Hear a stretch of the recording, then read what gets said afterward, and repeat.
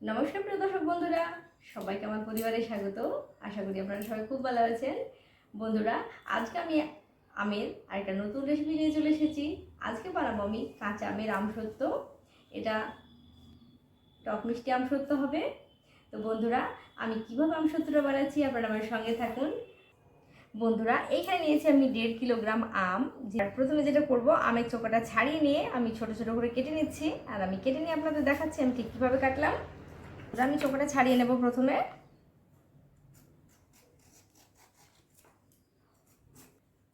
কেটে নিচ্ছি, যেহেতু এগুলোতে আঁটি হয়ে গেছে, আঁটি সাইড থেকে আমি কেটে নিচ্ছি। আমি এভাবে টুকরো টুকরো কেটে নেব। বন্ধুরা, আমি এইভাবে সব আমগুলোই কিন্তু কেটে নেব। বন্ধুরা, আমি আমটা কেটে নিয়ে একটা জায়গায় ধুয়ে নিয়েছি। এবার এই আমটাকে আমি কড়াইতে সামান্য জল দেব। জল দিয়ে আমি এটা রান্না করে নেব, খুব ভালো করে সেদ্ধ হয়ে যাওয়া পর্যন্ত। সামান্য জল এবার দিয়ে দেব আমগুলো, দিয়ে দিলাম। সামান্য এখানে লবণ দেব, লবণ দিয়ে সেদ্ধ করে নেব। দেখতে পাচ্ছেন একেবারে অল্প একটু লবণ দিয়েছি। এবার এটাকে খুব ভালো করে রান্না করে নেব। আমি ঢাকা দিয়ে রান্না করে নিচ্ছি, আপনাদের সুবিধা মতো অবশ্যই রান্না করে নেবেন। এটা খুব ভালো করে সেদ্ধ করে নেব। কিন্তু ঢাকা দিয়ে দিলাম। আমি ঢাকা খুলে বারবার নেড়ে দেব, যাতে করে খুব ভালোভাবে সেদ্ধটা হয়ে যায়।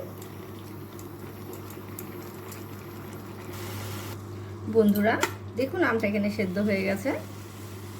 আমি ইন্ডাকশনটা বন্ধ করে দিচ্ছি। এবার এটা ঠান্ডা হয়ে গেলে আমি কিন্তু একটা পেস্ট তৈরি করে নেব। আমি মিক্সার গ্রাইন্ডারে এটা পেস্ট তৈরি করে নেব। কেউ চাইলে আপনারা এইভাবে একটু ম্যাশ করে নিয়ে আপনারা একটা ছাঁকনার সাহায্যে এর পাল্পটা বের করে নিতে পারেন। আমি এখানে আমের পাল্পটা দেখতে পাচ্ছেন সেদ্ধ করে নেওয়ার পর মিক্সিতে পেস্ট করে নিয়েছি, আর গ্রাইন্ডারে পেস্ট করে নিয়েছি। তা আমি এটা ছেঁকে নিলাম না। এবার আমি এখানে দিয়ে দিচ্ছি, এই পেস্টটা ঢেলে দেবো।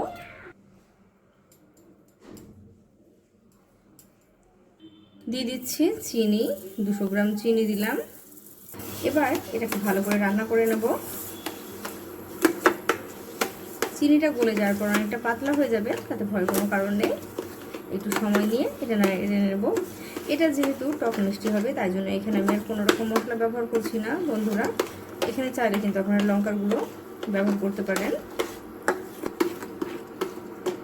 বন্ধুরা, এখানে চিনির ভাগটা অবশ্যই কিন্তু আপনারা আমটা কতটা টক সেই হিসেব করে দেবেন। বেশি টক হলে কিন্তু চিনির ভাগটা একটু বেশি বাড়িয়ে দিতে পারেন। আর আপনারা কতটুকু টক মিষ্টি আমসত্ত্বটা পছন্দ করবেন সেটা হিসেব করেও কিন্তু আপনারা চিনিটা ব্যবহার করবেন। আমি এভাবে দেখুন রান্না করে নিচ্ছি। চিনিটা সম্পূর্ণ গলে যায়নি এখনও। আমি আপনাদের দেখাচ্ছি ঠিক কতক্ষণ কী পোনা করব।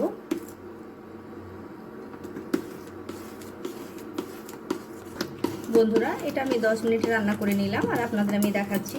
আমি এই মুহূর্তে এটা কমিয়ে রাখছি। দেখুন এখানে আমি একটা ড্রপ দিচ্ছি।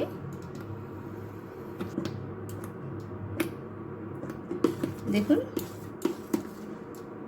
ঠিক এরকম পর্যায়ে কাজ করলে যেটা পড়ে যাবে না, দেখতে পাচ্ছেন। এবার এটা হয়ে গেছে, আমি বন্ধ করে দিলাম।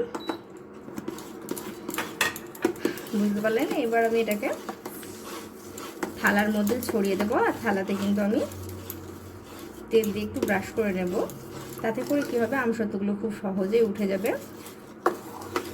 বন্ধুরা, আমি এরকম থালা নিয়ে নিয়েছি, আর থালাতে কিন্তু আমি অল্প তেল ব্রাশ করে নিয়েছি। এবার দিয়ে দিচ্ছি, তারপর কিন্তু ভালো করে ছড়িয়ে দেব। পাতলা করে ছড়িয়ে দিচ্ছি, না হলে কিন্তু শুকোতে সময় বেশি লেগে যাবে। আরেকটা কথা, এখানে কিন্তু আমি সময় দিচ্ছি না, এখানে সূর্যের তাপের উপর নির্ভর করবে যে এটা কতটা সময় লাগবে। যদি রোদটা কম থাকে তাহলে কিন্তু সময় একটু বেশি লাগবে, আর রোদটা বেশি থাকলে অবশ্যই কিন্তু সময়টা কম লাগবে। এটা গরম গরম থালাতে ছড়িয়ে দিতে হবে, না হলে কিন্তু ঠিকভাবে এটা বসবে না। আমি একইভাবে সব থালাতে ছড়িয়ে দিচ্ছি। বন্ধুরা, আমি একইভাবে বাকি পাল্পটা থালায় ছড়িয়ে দিচ্ছি। এবার এগুলো রোদে দিয়ে দিচ্ছি, আর শুকিয়ে যাওয়ার পর আমি আপনাদের তুলে দেখাবো। আর কতটুকু রোদ লাগছে আমি আপনাদের জানিয়ে দেব। বন্ধুরা, এখানে দেখতে পাচ্ছেন আমসত্ত্বটা খুব ভালোভাবে শুকিয়ে গেছে। আমি খুব পাতলা করে দিয়েছি, সেটা আপনারা দেখে বুঝতেই পারছেন। দেখুন।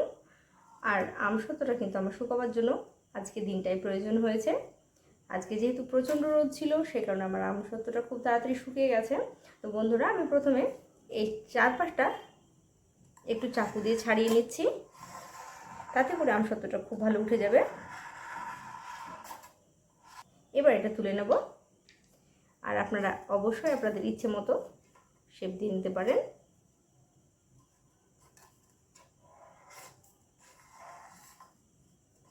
খুব ভালোভাবে শুকিয়ে গেছে আর এটা আলগা হয়ে যাচ্ছে।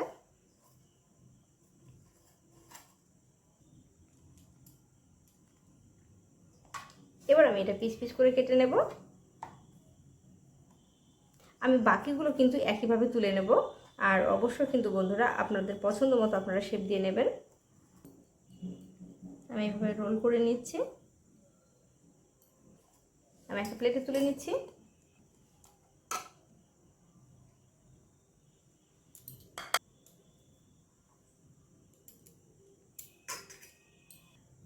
চাইলে আপনারা এইভাবে কেটে নিতে পারেন।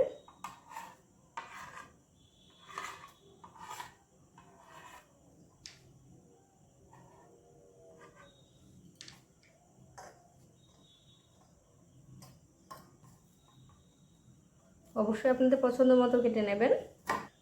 বন্ধুরা, আমি বাকি আমসত্ত্বগুলো আপনাদের দেখাই। দেখুন, খুব ভালোভাবে শুকিয়ে গেছে সবগুলোই। আর আমি এগুলো চাকুতে একটু আলগা করে নিয়েছি। শুকিয়ে গেছে, আমি তুলে নিচ্ছি। আমি সবটা তুলে নিয়ে আপনাদের দেখাচ্ছি। দেখতে পাচ্ছেন কতগুলো আমার এখানে আমসত্ত্ব রেডি হয়ে গেছে। আমি এখানে কিছুটা এটা আপনারা ফ্রিজে রেখে দেবেন, 1 বছর খুব ভালোভাবে থেকে যাবে। আর দেখতে পাচ্ছেন আমি এগুলো কিন্তু এভাবে কেটে নিয়েছি। আর দেখুন, আর আমি কিছুটা আমসত্ত্ব এভাবে কেটে নিয়েছি, আর কিছুটা আমসত্ত্ব আমি রেখে দিয়েছি। আপনাদের অনুরোধ করব, আপনারা খুব সহজেই কাঁচা আম দিয়ে এইভাবে আমসত্ত্ব বানিয়ে নিন। আর আপনাদের মতামত জানাবেন আপনাদের কেমন লেগেছে আমার রেসিপি।